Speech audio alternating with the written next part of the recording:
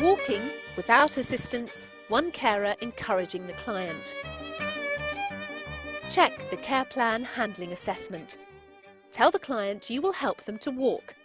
Encourage them to do as much for themselves as possible. The carer stands to one side of the client. If they have a weaker side, stand to that side. Stand slightly behind and facing the client. Do make sure you can make eye contact with the client. Encourage them to take small steps. Using a walking stick.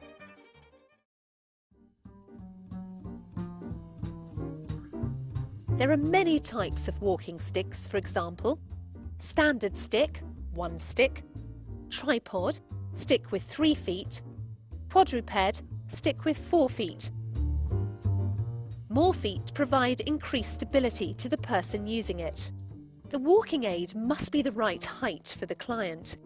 If they're too low, the client will become hunched over it, throwing their centre of gravity forwards, which could cause the client to fall. If they're too high, the client's arms will be bent upwards, throwing their centre of gravity backwards, which could cause the client to fall. To use the stick, the client should hold the stick on their weaker side.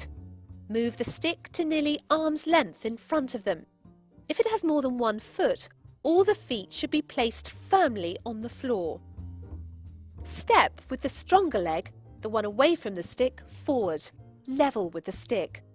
Bring the weaker leg, the one closer to the stick, also level with the stick. Move the stick forwards, repeat the sequence. Check. Is the rubber ferrule or ferrules at the bottom of the stick in good condition? If not, have them replaced immediately, or the client could fall.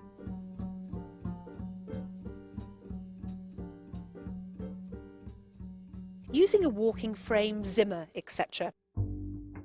There are many types of walking frames, some with wheels, some without wheels, some with shopping bags fitted to them. They must be the right height for the client. If they're too low, the client will become hunched over it, throwing their centre of gravity forwards, which could cause the client to fall. If they're too high, the client's arms will be bent upwards, throwing their centre of gravity backwards, which could also cause the client to fall. To use the frame, the client should move the frame to nearly arm's length in front of them. All the feet should be placed firmly on the floor. Hold the frame firmly with both hands. Step forward with the weaker leg first up to the frame. Then bring the other, stronger leg also up to the frame. Move the frame to nearly arm's length and continue the sequence. Check. Are the rubber ferrules at the bottom of the frame in good condition? If not, have them replaced immediately, or the client could fall.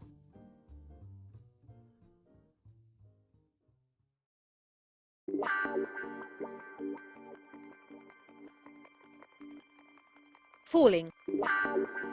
Accident books reveal that people in care environments are susceptible to falls, particularly in elderly care.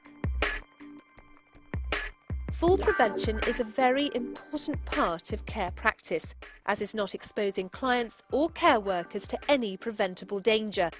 1 injured person is bad enough. 2 injured persons is worse. Despite what you might think, despite what your natural instincts tell you, never try to catch someone who's falling. Trying to stop them usually results in 2 injured people. If the falling person is nearby and not being assisted at the time, do not try to catch them. Try to push any dangerous items or the person out of the way. Clear their path. If they fall, let them go. 3 essential points. Never bear the bulk of the person's weight. Never attempt to raise someone from the floor yourself. Do not risk making matters worse.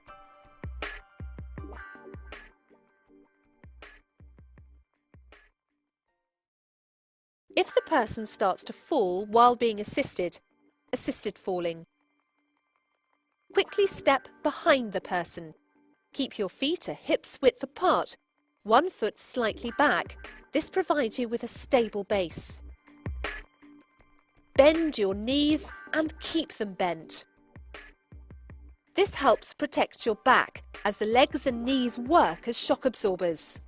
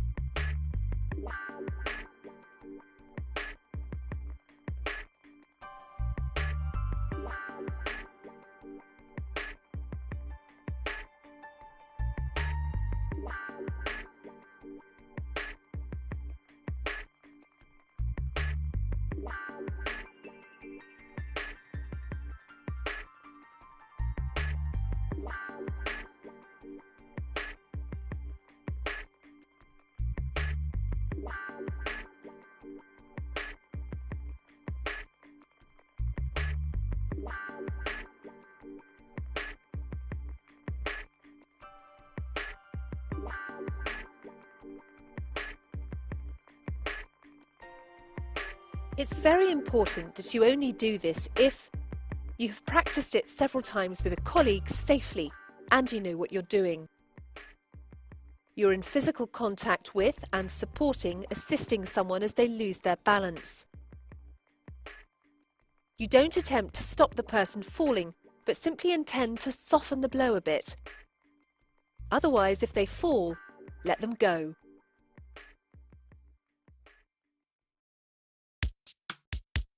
Helping someone up with assistance, one carer. Check the care plan handling assessment. Go to the side the client is going to move towards. Kneel down at the client's eye level. Tell the client you're going to help them back up. Follow the technique for turning a person over with assistance, where one carer assists the client to turn over. Once the client is on their side, their upper hand presses on the floor beside their head to push their shoulder up. Remember, do not bear the bulk of the person's weight. As the client pushes their shoulders up, the client's hand that is nearest the floor swings under the client's head to help push their shoulders up further. While they're doing this, the client transfers their weight onto their bent knees, which brings the client up onto all fours. Just for a moment, keep the client in this position to catch their breath. Place a low stool, chair, seat, etc. over their lower legs and gently touching their buttocks. Encourage the client back onto the seat. Settle them on the seat for a while to make sure they're over the shock of falling and have regained their strength and composure. Adopt a suitable safe standing from sitting technique, which you should have learned earlier.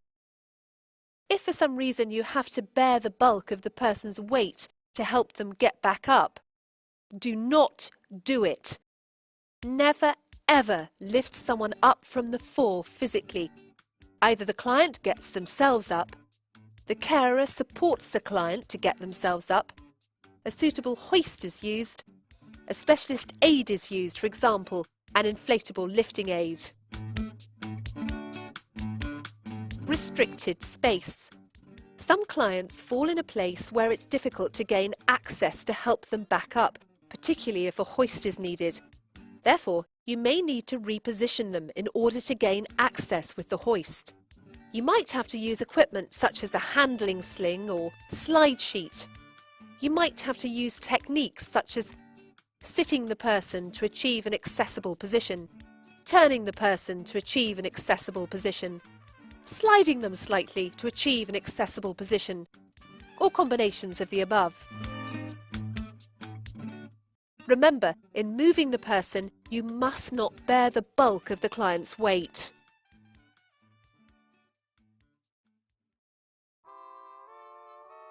Repositioning someone in a chair. It's better to prevent someone slipping down the chair in the first place. Was the client sitting back fully enough in the chair in the first place? Is the chair too slippery? Is the chair simply too big for the client? Is the chair seat too high for the client? Can the client's feet touch the ground? If their feet cannot touch the ground and the chair genuinely cannot be changed, what about a footstool? Would their feet rest on that? Maybe there's a gap between the back of the chair and their bottom. Would a cushion placed in the gap prevent them slipping down?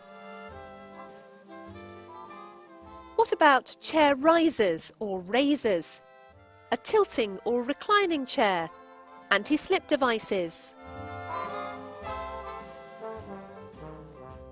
Repositioning someone in a chair without assistance, one carer encouraging the client. Check the care plan handling assessment. Drop down in front of the client at their eye level to make eye contact. Tell the client you're going to help them get back up the chair. Encourage them to help themselves as much as possible. The client rests their feet firmly on the floor, one of their feet slightly back at the base of the seat. The other foot, preferably the stronger leg, slightly forwards. Their feet are spaced 1 hip's width apart. Then the client places their hands on the arms of the chair, slightly behind their shoulder level. The client leans slightly forwards, just so that their head comes over their foot, which is at the base of the seat. The client leans forwards very gently and pushes up slightly with their hands, which causes their bottom to lift. At the same time, they push back with their feet and their bottom moves back into the chair, so that their bottom is back as far as it will go. Sometimes, as the client pushes back, wiggling their bottom from side to side helps them creep back up the seat more easily.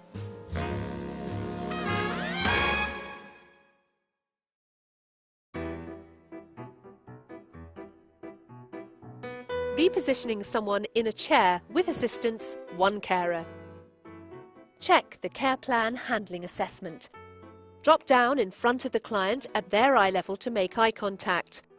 Tell the client you're going to help them get back up the chair. Encourage them to help themselves as much as possible. Help the client rest their feet firmly on the floor, one of their feet slightly back at the base of the seat. The other foot, preferably the stronger leg, slightly forwards. Assist them to space their feet 1 hip's width apart. Then help the client place their hands on the arms of the chair, slightly behind their shoulder level. Guide the client to lean slightly forwards, just so that their head comes over their foot, which is at the base of the seat. Encourage the client to push up slightly with their hands. At the same time, they push back with their feet to ease their bottom back into the chair. You may have to repeat this more than once.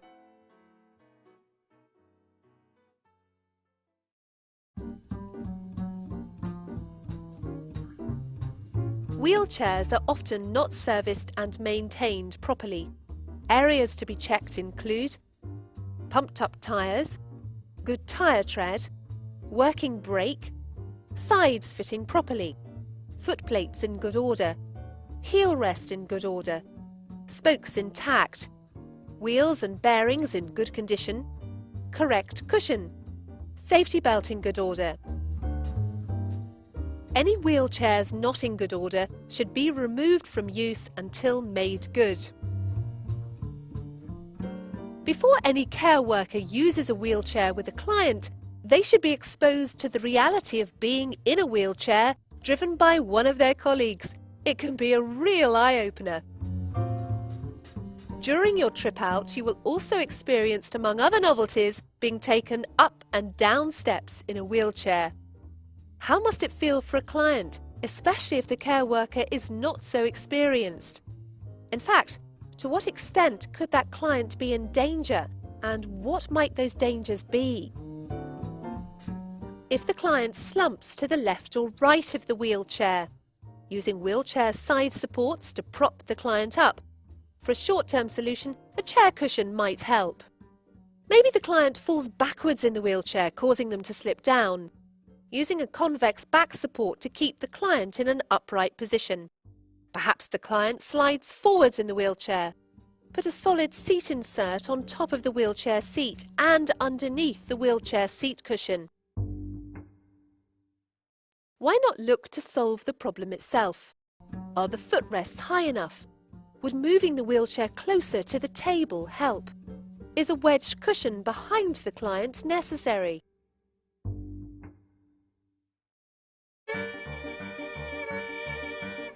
Helping a client into and out of a wheelchair from a car can be difficult, so keep the brakes locked when the wheelchair is stopped. Keep the safety belt done up. Parking the car as close to the exit of the building as possible. Park as far enough away from any curb as possible. This reduces any differences in car seat and wheelchair seat height. Handling aids that can assist wheelchair transfers include slide sheets, slide boards, turning plates. Face the wheelchair at a slight angle to the car door. Edge of the wheelchair seat halfway along the car seat. This improves both access and ease of transfer. Head height access is a common problem when carrying out car and wheelchair transfers. Be careful of the client's head.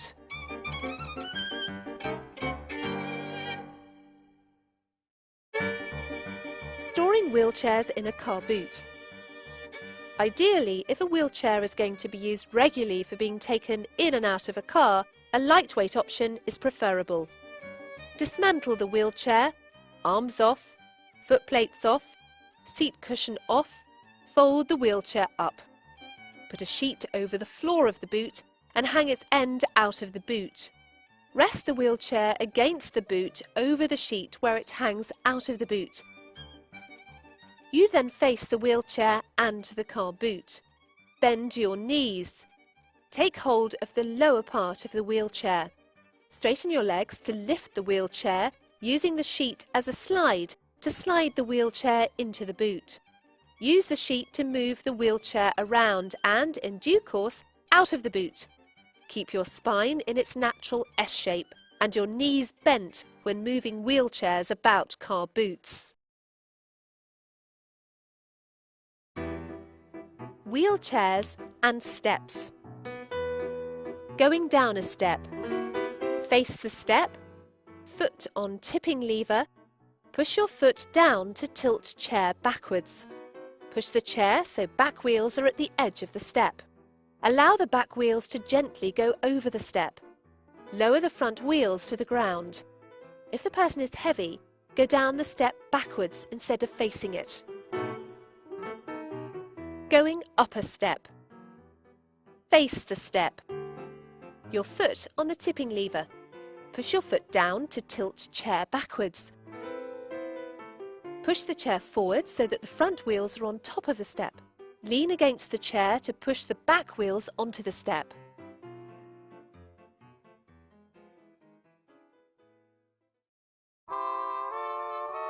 Despite what many people think, hoists and their slings are not complicated. They're very straightforward. While hoists are more or less similar, hoists and slings do vary. Always follow the manufacturer's instructions. If you do not know what the manufacturer's instructions say, do not use that hoist until you do. Find the instructions, contact the manufacturer, their dealer or website and get the instructions.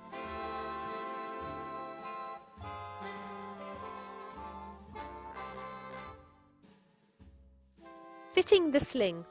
The client is sitting. Remember, hoists and slings vary. Always follow the manufacturer's instructions.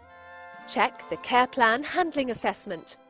Drop down slightly to one side of the client to make eye contact. Tell the client you're going to fit the sling in order to help them move using the hoist. Encourage the client to do as much for themselves as they can.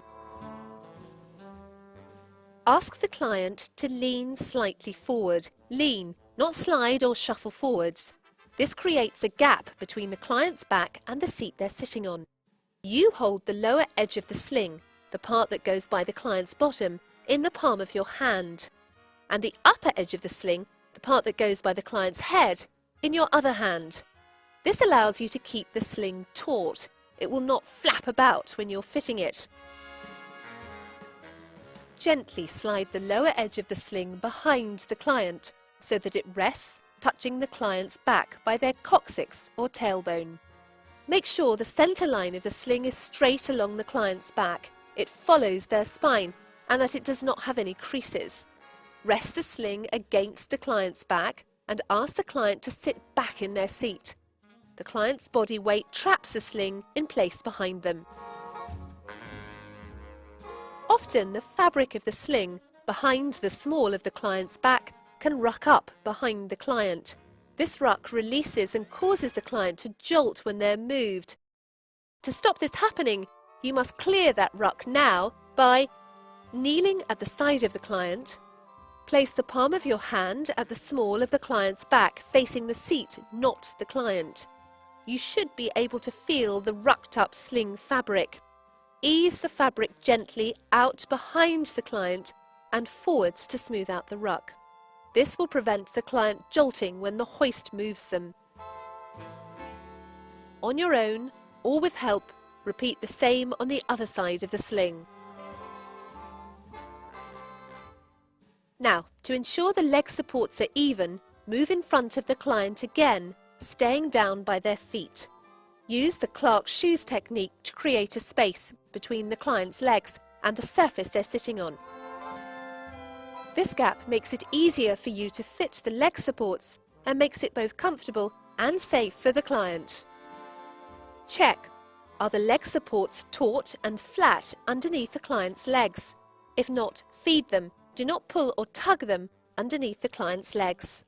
Place the palm of your right hand, facing down towards the chair, on the top of the leg support to the outside of the client's left leg, your right side. As you feed the leg support underneath the client's leg with your right hand, use your left hand to ease it through. Now, swap hands and repeat the process for the leg support under the client's other leg. Do not pull or tug the client. The Clark shoes gap makes feeding the leg support simple and safe. Pass the leg support straps through each other. Check this with your sling manufacturer. It varies.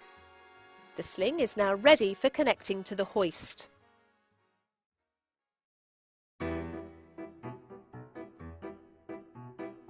Fitting a hoist sling. The client is lying down.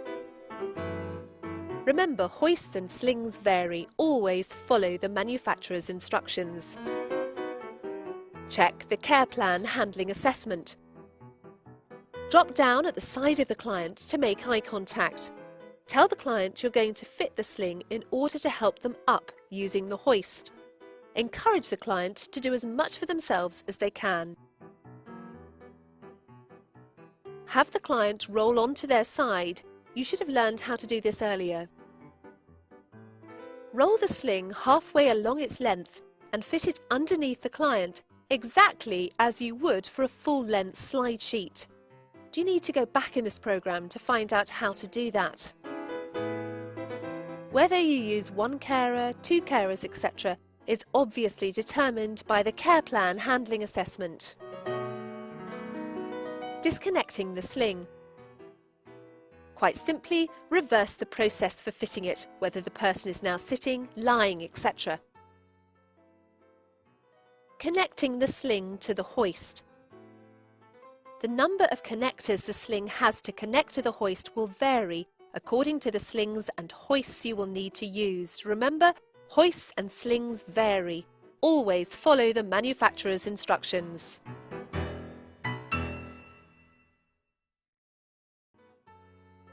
Locking the hoist's brakes.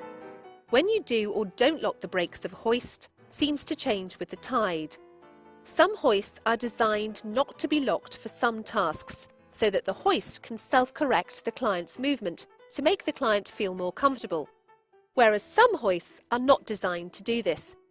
Basically, you have to check and follow the manufacturer's instructions for the equipment you're intending to use. Which order do the sling connectors connect to the sling bar? As a general principle, connect the upper connectors of the sling, the head ones, to the sling bar of the hoist first. This means that if something were to go wrong, you have provided some support for the client's head. However, you must check and follow your manufacturer's instructions. If there are several connectors, follow the manufacturer's instructions.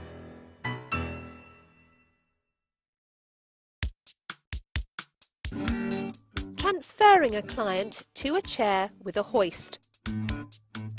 Remember, hoists and slings vary. Always follow the manufacturer's instructions.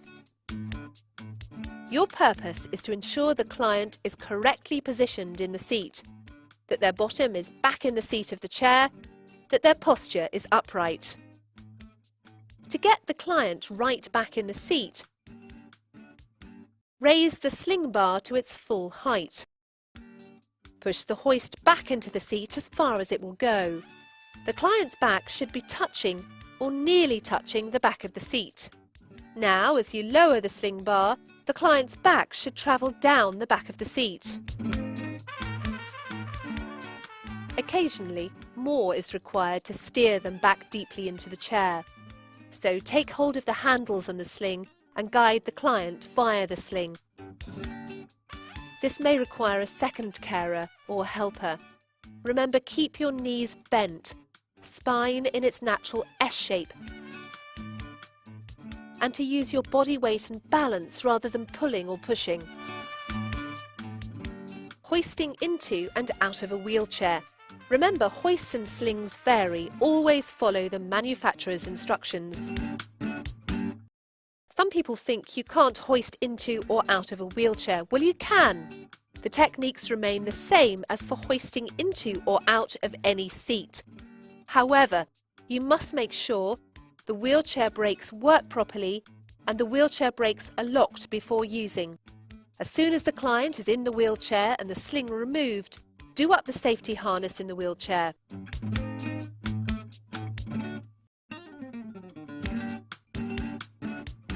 One or two carers to use the hoist.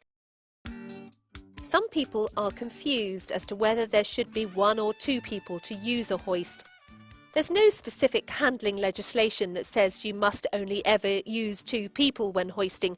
If someone tells you otherwise, ask them to show you the legislation. Some hoists are more easy to use with one person than others.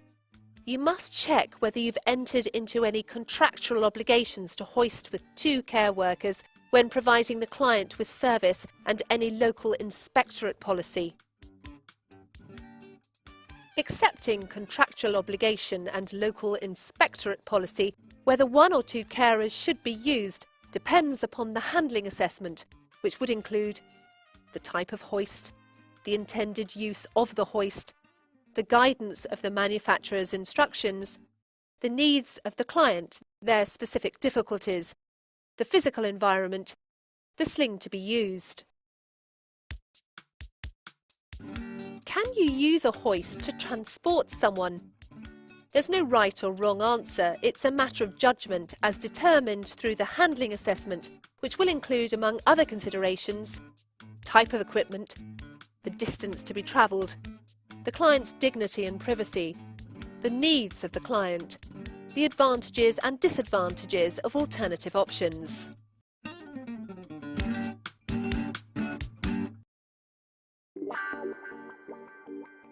Emergency in case of fire. If a life is imminently at risk, handling regulations are suspended.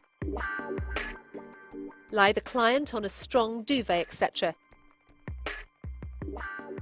2 carers, 1 at each of the top corners of the duvet, take hold of the duvet firmly. The client is dragged on the duvet to safety.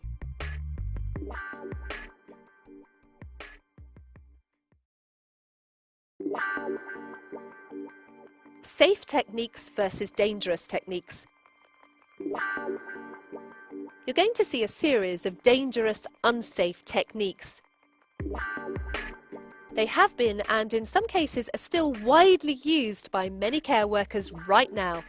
Firstly, you'll be shown a brief introductory summary of some of the main dangers to look for. Secondly, you'll be shown some dangerous, unsafe practices. After each dangerous practice, you'll be given a closing summary of some of the main dangers. As each new unsafe practice is shown to you, see how many more dangers you can spot. So, an introductory summary of the dangers to look out for. The spine not being in its natural S shape. Subsequently, the back muscles doing all the work, taking all the strain. The carer or carers twisting. Something of the client is over the carer is under the client. This means the carer or carers are bearing the bulk of the client's weight. The carer or carers are facing the wrong way, which means they can't use their body weight and balance to help the client move. The client is moving away from the leader, carer, rather than towards them.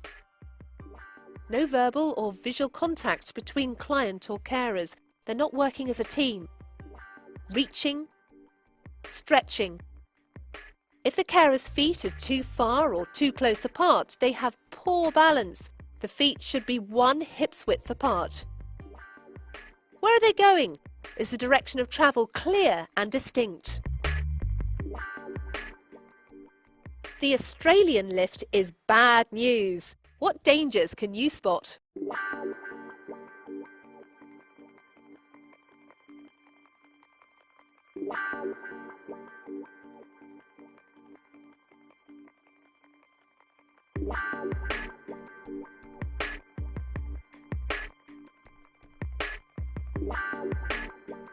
Australian lift summary dangers. Spine not in its natural S shape. Back muscles doing all the work. Carer nearest us is twisting. Something of them over you, you under them. Bearing the bulk of the person's weight. Carers facing completely the wrong direction. Doing different things, not a team. No verbal or visual contact with each other and the client. No control. Carers are reaching and stretching. Now have a look at the cradle lift. What can you see wrong?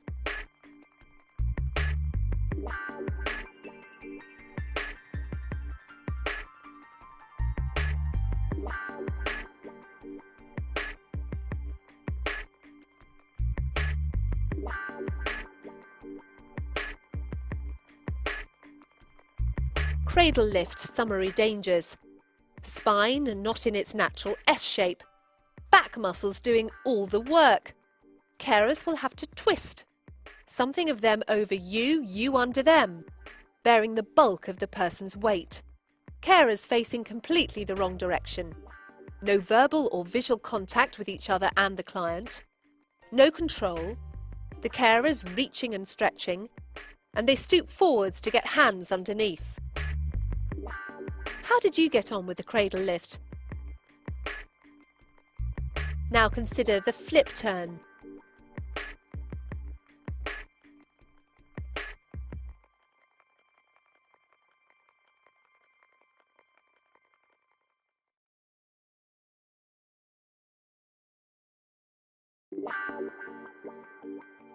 Flip turn summary dangers. Spine not in its natural S shape. The back muscles are doing the work. Something of them over you, you under them. Bearing the bulk of the person's weight. Carers facing completely the wrong direction. Client moving away from the carer, not towards the carer. No verbal or visual contact with each other and the client. No control. The carers are reaching and stretching. The person is raised and turned, flipped onto their side. What do you make of this, the drag lift?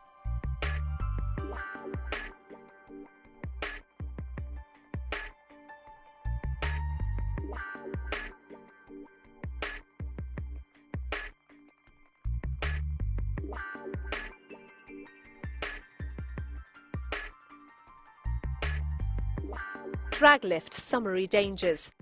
Spine not in its natural S shape. The back muscles are doing the work. Carers are twisting. The handler puts arm or hand under the person's armpit. Something of them over you, you under them. Bearing the bulk of the person's weight. Carers facing completely the wrong direction. Going where? No verbal or visual contact with each other and the client. No control. The carers are reaching and stretching. literally drags them into place. Are you starting to see a pattern emerge? Well, here's another, lifting, pulling from in front.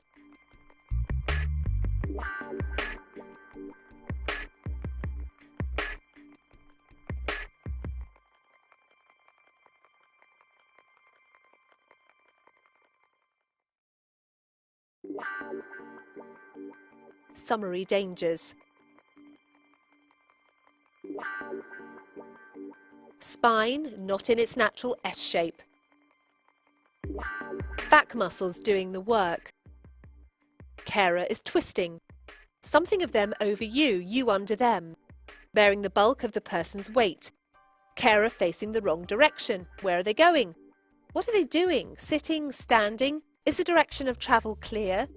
No verbal or visual contact with each other. The carers are reaching, stretching. The handler has little or no control of the move. The carer's feet are too wide apart, highly likely to lose balance. If the person falls, down goes the handler.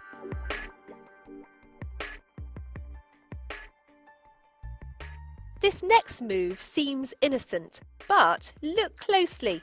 The arm pull.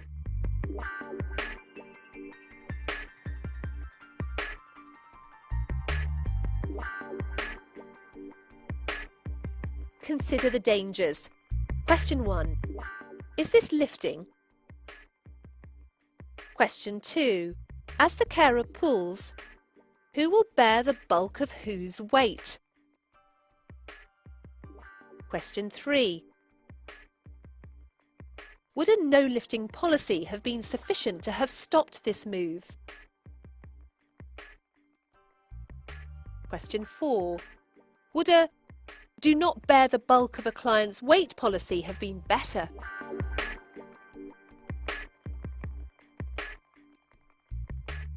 Now consider walking by standing in front of client and walking backwards.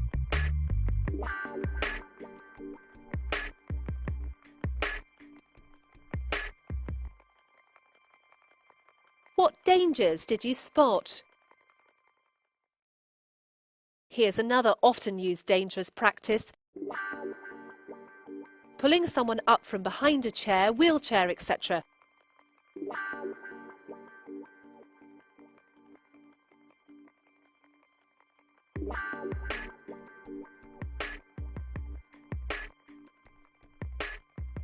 What did you spot wrong with that practice?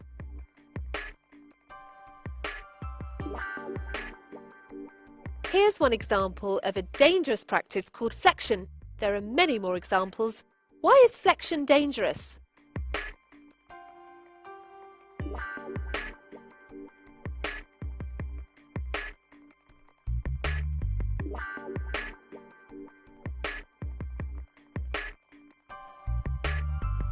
Of the many problems with flexion, its hallmarks are the straight knees and the bent back, no natural S shape.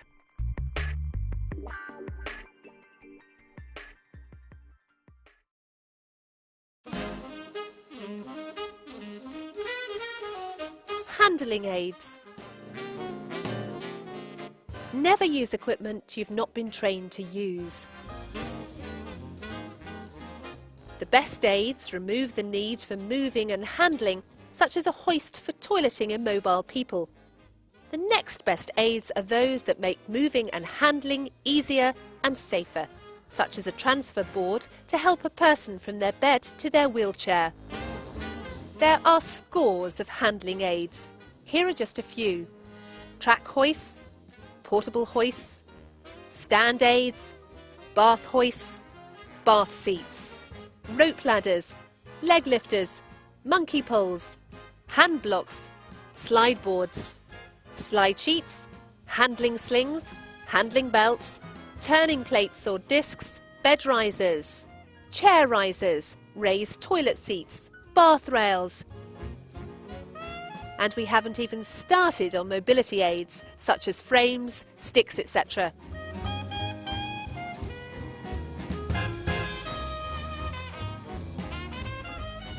You will now be given a test sheet. Don't worry about it, it's not to catch you out. Instead, it is to show that you know more than you may even have realised. Each question has one proper answer. Put a ring around either A, B, C or D to show which answer you are selecting. When the test sheet is complete, fill in the details at the end so that it can be sent back to Mulberry House for marking and, all being well, the issuing of a training certificate.